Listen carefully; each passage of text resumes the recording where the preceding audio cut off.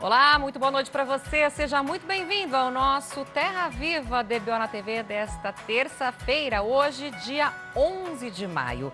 E a gente já começa o programa de hoje tirando todas as dúvidas do pecuarista que está em casa sobre as pastagens de inverno. Utilizadas nesta época do ano para alimentar, então, os rebanhos, nos estados do sul do Brasil, elas são altamente nutritivas e apresentam ótimos resultados, tanto no gado de corte quanto na produção leiteira. Pois a boa notícia é que, dependendo de algumas condições, elas também podem ser plantadas com sucesso em outras regiões do país. E para destrinchar aí este assunto, a gente chama agora o nosso editor, Sidney Maschio, que continua trabalhando de casa como medida de proteção contra a pandemia da Covid-19. Boa noite, Sidney. Seja muito bem-vindo à nossa lida. Boa noite, Maruza. Muito boa noite para todo mundo. Tirando o boi de arribada, pelejando com o pantaneiro na chapada, cortando o chão do sertão por este Brasil inteiro, a comitiva pioneira do Terra Viva DBO na TV está se apresentando mais uma vez aqui na frente da televisão para puxar a porfia violeira. E já vai convidando os companheiros boiadeiros e as companheiras boiadeiras do Brasil inteiro para formar uma roda e ajudar a gente a fazer a apresentação da nossa função novidadeira do dia. Pois é, nessa época do ano, em boa parte do território brasileiro, tem muito fazendeiro que passa apertado para alimentar seu gado, porque o tempo faz pirraça, né, e transforma logo o pasto em quiçaça, e com isso, né, o pecuarista acaba ficando sem o que dá para o gado comer. Mas para fugir dessa consumição, para voltear essa consumição, plantar forrageiros de inverno pode sim ser uma boa solução. Pois então, para saber mais a respeito de quando e como e onde isso pode ser feito, a gente convidou para esticar uma prosa aqui o doutor Marco Aurélio Fattori, zootecnista e consultor da Fattori Treinamentos e Assessoria, que vai participar do programa falando ao vivo, interneticamente, diretamente de Presidente Prudente, aqui no oeste do nosso querido estado de São Paulo. Muito boa noite, doutor Marco Aurélio. Muito obrigado por você ter arrumado esse prazinho aí para projetar com a gente. Seja muito bem-vindo aqui na nossa casa. Eu que agradeço. Uma boa noite a todos. Uma satisfação estar participando do programa. Muito obrigado pelo convite. Estou à disposição. A satisfação é nossa.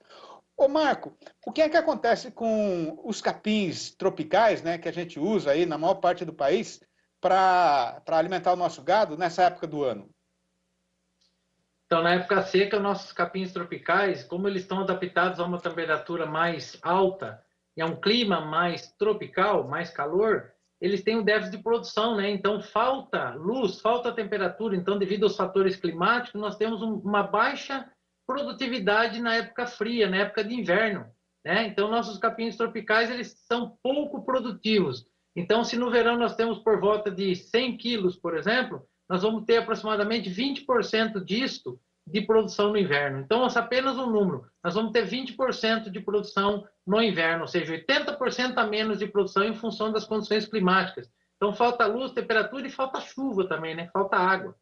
Então, por causa disso, eles têm uma menor produção. Falando então nessas condições, né? Quais são, Marco, as condições carecidas aí para que o fazendeiro possa então usar na sua propriedade as forrageiras de inverno? Então, para utilizar forrageira de inverno, precisa ter condições climáticas favoráveis para produzir forrageira de inverno. Quais são? Então, nós vamos falar que são temperaturas amenas. Vamos pensar de 20 graus para baixo, tá? De 23, 24 graus para baixo, uma temperatura de inverno, tá? Chuva, tem que ter chuva, clima tem que ter chuva. Só que as forrageiras temperadas, as forrageiras de inverno, vamos dizer assim, né? As forrageiras de inverno toleram uma temperatura mais baixa. Então, toleram um nível menor de luz. Então, geralmente, no inverno, elas precisam ter menos luz e menos temperatura. Não que não tenha luz, tem que ter luz, né? Então, no inverno do nosso país extremamente tropical, nós temos as condições favoráveis. Então, essas condições vão favorecer o crescimento dessas forrageiras de inverno. Elas não conseguem, vamos dizer, sobreviver no calor. Então, elas precisam de um clima mais ameno. Então, com certeza, elas vão crescer no inverno. Então, quer dizer que dentro dessas condições que você está falando aí, né, dá para produzir essas forrageiras muito bem em qualquer região do país, desde que tenha essas condições de clima, temperatura, de luz que você está falando aí. Aqui em São Paulo, por exemplo, dá para plantar forrageira de inverno? Com certeza dá. Eu vou dar exemplo de duas regiões, por exemplo, no estado que eu conheço bem. Uma minha cidade natal, chamada Botucatu, e a outra São Carlos, ambas em estado de São Paulo. São temperaturas mais amenas no inverno. Então, com certeza absoluta, nessas cidades, obtendo aqui como exemplo, elas dão todo vamos dizer, o aporte para que uma forrageira de inverno se estabeleça e cresça nessas condições de inverno. Então, agora, na região de Presidente Prudente, a qual eu estou, o inverno nosso aqui é quente. As temperaturas médias são acima de 20 graus. Então, com certeza absoluta, eu não consigo fazer a produção de forrageiras de inverno aqui em Presidente Prudente. Já Botucatu e São Carlos são climas amenos, favoráveis ao crescimento desses capins. Agora, Marco, considerando aí que as forrageiras de inverno elas são menos produtivas do que os capins tropicais, né, no auge da sua produção, né, isso aí não vai atrapalhar o desenvolvimento do gado, a produção das vacas leiteiras, enquanto o rebanho estiver nesse tipo de pastagem? Veja bem, no inverno nós temos que nos programar para fazer comida para esses animais. Então, se o produtor, no Brasil, um país tropical, que os animais pastejam, se o produtor fizer, mesmo no inverno, obter uma forrageira de inverno, que, por exemplo, ela não tolere, por exemplo, 12 animais por hectare no verão, né? Nossas braquiárias, nossos pânicos, toleram lá, rotacionado, 12 UA por hectare.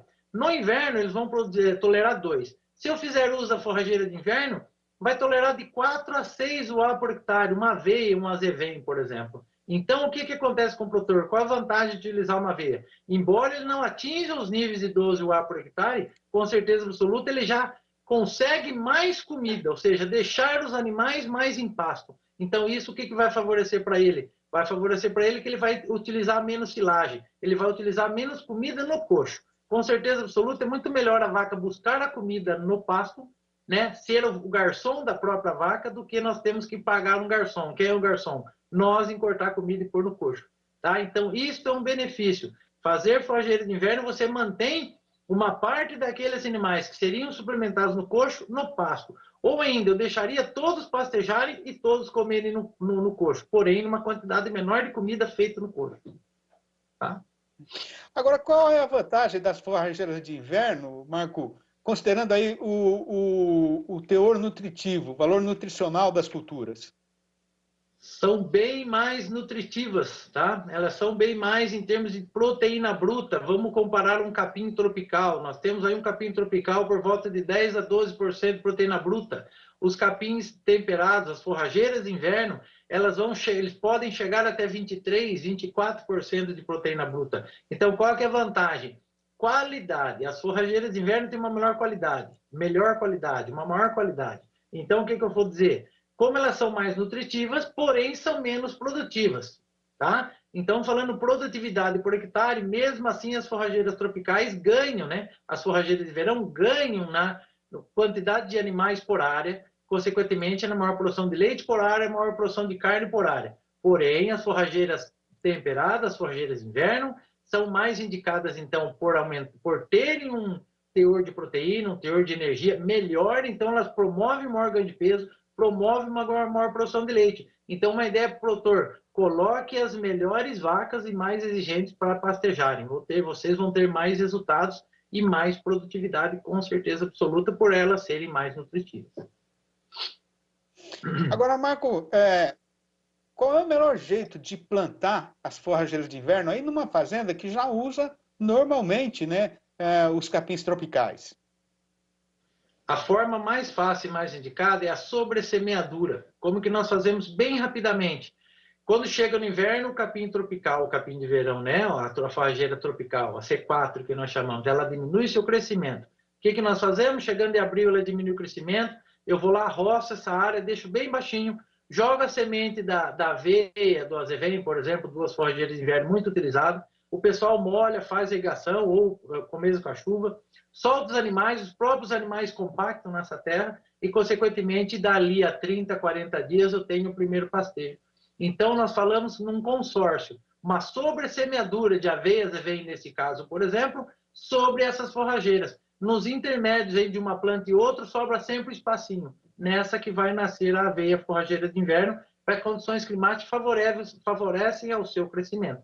Consequentemente, quando acabar o inverno, elas vão sumir porque as condições não são mais favoráveis para ela. Então, o que vai acontecer? A forrageira tropical volta, se reinicia todo o ciclo de verão. Uma boa alternativa, uma boa justificativa para que o produtor obtenha esses fatores e, consequentemente, ele obtenha sucesso, né? A manter aqueles animais no pasto mesmo no inverno, utilizando uma forrageira de inverno. Então, fazendo uso da sobressemeadura de aveia, por exemplo, ou sobressemeadura de cultura de inverno. Tá muito bom. Então a questão é o amigo produtor, a amiga pecuarista, pesquisar aí na sua região as suas condições, né, de clima, de temperatura, de luz durante o período de inverno para saber se dá para aproveitar essa sugestão aí do Marco Aurélio na sua propriedade. Ô Marco, queria agradecer demais a sua participação no programa. Muito obrigado, viu? Um abração para você e até uma próxima ocasião. Eu que agradeço. Deus abençoe todos vocês. Obrigado pelo convite. Precisando de nós, estamos à disposição de todos. Forte abraço. Muito obrigado, um grande abraço. E a gente volta agora para os nossos estúdios no bairro do Morumbi, aqui na capital de São Paulo, com a companheira apresentadora Maruza Trevisan. Tá certo. Sidney, obrigada por enriquecer o nosso primeiro bloco e daqui a pouquinho você volta então com as informações e cotações do boi gordo nesta terça-feira em todo o país, ok? Porque agora nós vamos para um rápido intervalo e já voltamos com a nossa conversa com a analista de hoje. Fique com a gente aqui no Terra Viva, sempre cultivando o melhor do Brasil, porque a gente já volta. Estamos de volta com o nosso Terra Viva DBO na TV de hoje e agora chegou a hora da nossa conversa com a analista, que traz hoje uma análise do pessoal da Scott Consultoria sobre a relação de troca com o mercado de reposição ali no Paraná. Olha só. Olá a todos, eu sou a Tainá Drogovic, zootecnista e analista de mercado aqui da Scott Consultoria. E hoje faremos uma análise da relação de troca com o mercado de reposição, tomando como referência o Paraná. Na comparação com abril de 2021, considerando a média mensal de todas as categorias de bovinos machos para reposição, as cotações caíram 1,2%. Já o mercado boi gordo também sofreu com a pressão de baixa, com queda de 0,5% na mesma comparação. Com a queda mais acentuada no mercado de reposição, o poder de compra do recreador subiu em média 0,7%. Também na comparação mensal, o poder de compra para o bezerro de desmama melhorou 1,1%, a maior troca entre todas as categorias. Em abril passado, com a venda de um boi gordo de 19 arrobas, comprava-se 1,86 bezerros de desmama. Atualmente, compra-se 1,88.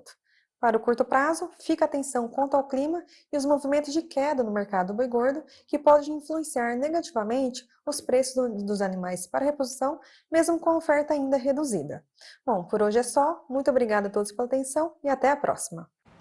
E agora a gente vai falar sobre o preço dos lácteos. Em abril, os valores destes produtos subiram para o consumidor brasileiro na comparação com o mesmo período do ano passado.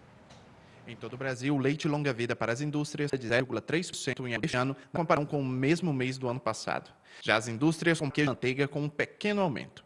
No mercado varejista de São Paulo, a alta do grupo dos lácteos foi de quase 1,5%. O preço do leite longa-vida tem um acréscimo de 1,7% em abril, na comparação com o mês de março deste ano. E o leite em pó também teve um aumento de quase 2%, quase de 0,5% entre março e abril deste ano. E quem subiu também foi o volume de leite embarcado em abril. Segundo a Secretaria de Exterior do Ministério da Economia, o saldo da balança comercial de lácteos foi de menos 26 milhões de litros em equivalente leite no mês de abril. Este valor é 72% menos negativo quando comparado ao mês anterior e também 38% menos negativo em relação a abril do ano passado. Este foi o maior valor do saldo da balança comercial de lácteos desde novembro de 2015. E diante, dos nossos preços mais competitivos, principalmente por conta da valorização do dólar frente ao real, tivemos um aumento de 127% nas exportações em relação ao mês de março. E se compararmos ao embarcado em abril de 2020, este aumento supera os 370%.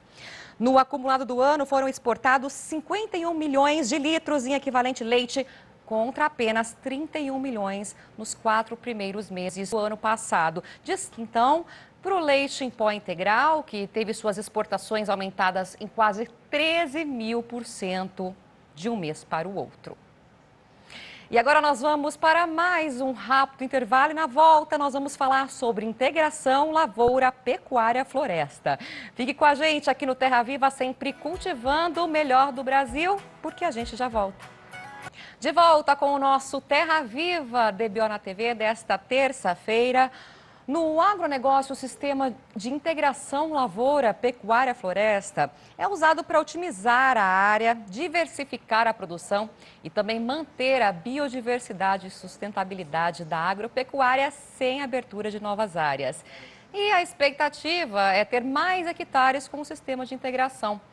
Esse é o desafio da Associação Rede ILPF, composta por empresas do agronegócio, cooperativas e a Embrapa, de que no ano de 2030 o Brasil tenha 35 milhões de hectares com sistemas de integração lavoura, pecuária, floresta.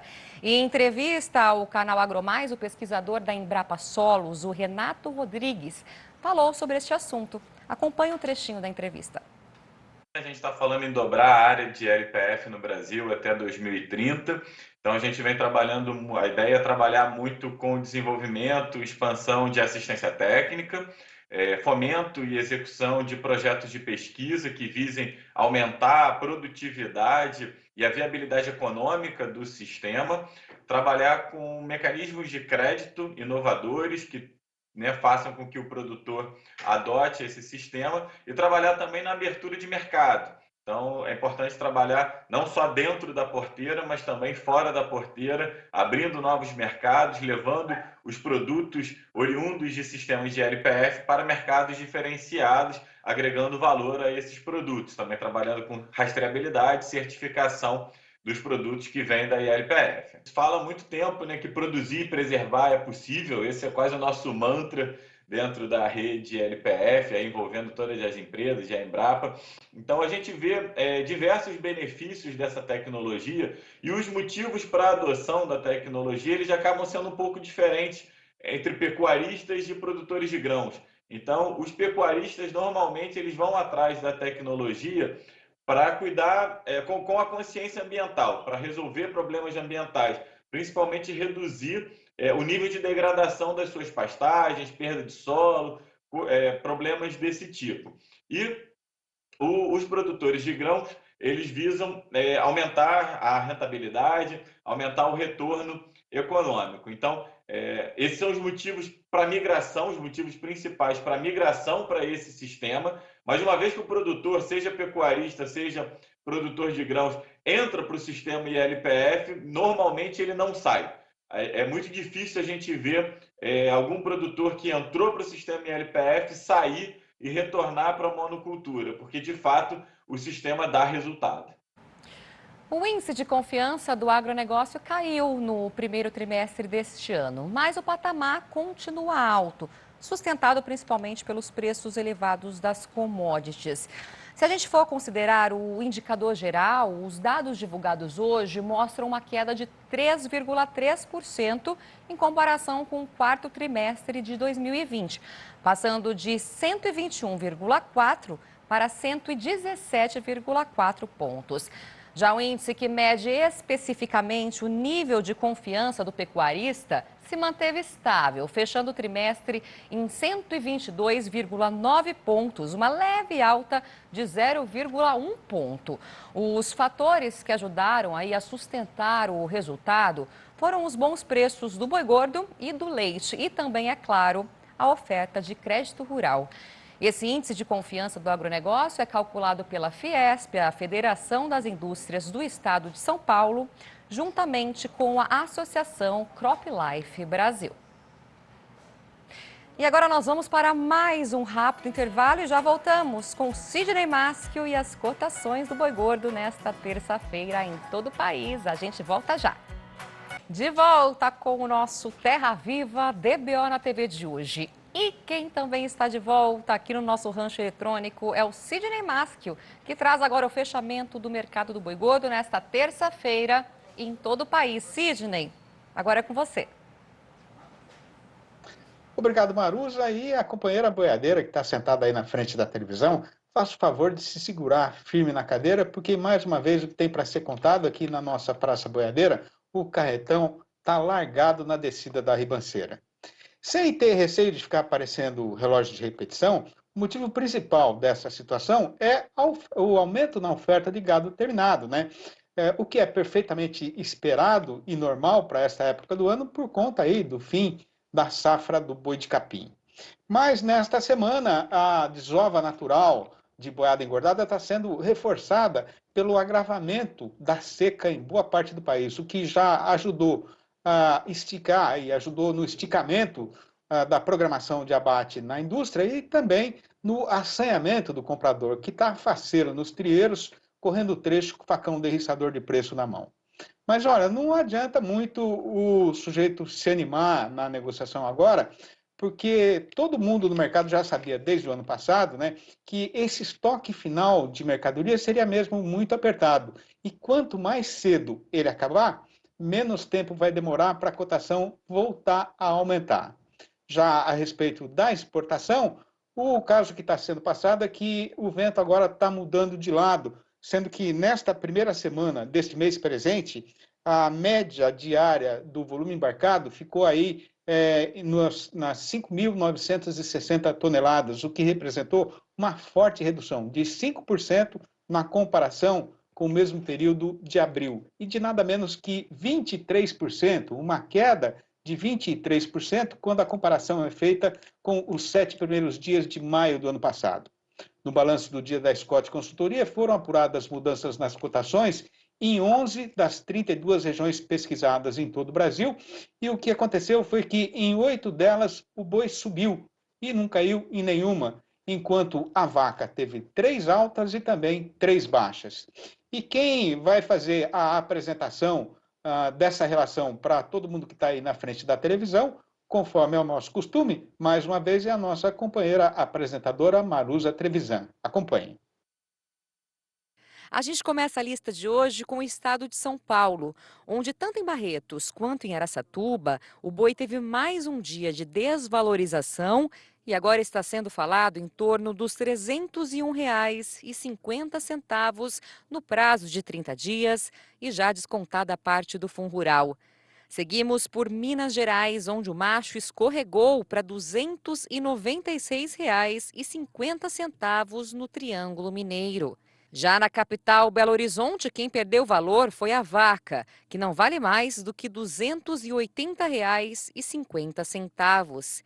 Em Goiânia, capital de Goiás, a terça-feira foi de ganhos. A cotação da vaca subiu para R$ 279. Em Três Lagoas, Mato Grosso do Sul, cada um foi para um lado. O boi caiu para R$ 290,50, enquanto a vaca foi no rumo contrário e subiu para R$ 271. No oeste da Bahia, a fêmea arribou para R$ 288,50. Vamos agora para o Mato Grosso. No sudoeste do estado caiu tudo, com o boi indo para R$ 296,50 e a vaca para R$ 287,50. Na capital Cuiabá, quem caiu foi o macho, que não vale mais do que R$ 294,50. O mesmo valor tem sido falado no sudeste do estado, ou seja, R$ 294,50. E a gente finaliza a lista de mudanças do dia com Paragominas, no Pará, onde a queda foi geral, com o boi indo para R$ 293,50 e a vaca para R$ 283,50, ambos, lembrando, no prazo de 30 dias. Tá certo, então, e seguindo o nosso roteiro costumeiro, agora está na hora de fazer a recitação do nosso versinho de caipira do dia, que nesta semana está tendo como tema inspirador lugar de viver. Então, vai ouvindo. O meu coração é viajante e neste sertão não tem nada que fique assim tão distante que eu não possa ir num instante. Desta estrada eu conheço todas as paradas boiadeiras e o povo das casas lindeiras. E nas clareiras desta mata eu nunca fico sozinho porque sou amigo dos passarinhos e dos bichos da terra.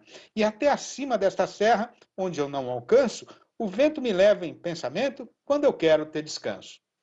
É isso, gente. Vou ficando por aqui, mandando um forte abraço para todo mundo e repetindo aquele nosso conselho de todo dia.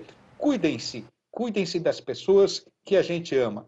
E até amanhã, devolvendo então a palavra para a minha companheira apresentadora, Maruza Trevisan. Com você, Maruza. Tá certo, Sidney, uma boa noite para você. A gente encontra então amanhã neste mesmo horário. E o Terra Viva da TV de hoje vai ficando por aqui. A gente volta amanhã, quarta-feira, às 7h25 da noite, com mais informações da pecuária brasileira para você. Até lá, tchau, tchau. Se cuide.